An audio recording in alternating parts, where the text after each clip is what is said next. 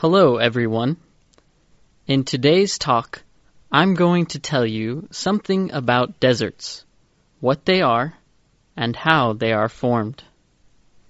A desert is a hot, dry, sandy place. A desert is also a beautiful land of silence and space. The sun shines, the wind blows, and time and space seem endless. Nothing is soft.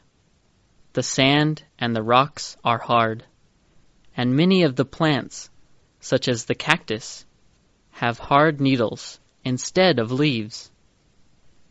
The size and location of the world's deserts are always changing. Over millions of years, as climates change and mountains rise, new dry and wet areas develop. But within the last 100 years, deserts have been growing at a frightening speed. This is partly because of natural changes, but the greatest desert makers are humans. In the 19th century, some people living in English colonies in Australia got rabbits from England. Today, there are millions of rabbits in Australia, and they eat every plant they can find.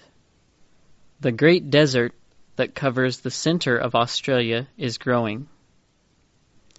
Farming first began in the Tigris-Euphrates, but today the land there is a desert. In dry areas, people can plant crops on dry and poor land. When there are 1 or 2 very dry years, the plants die and the land becomes desert.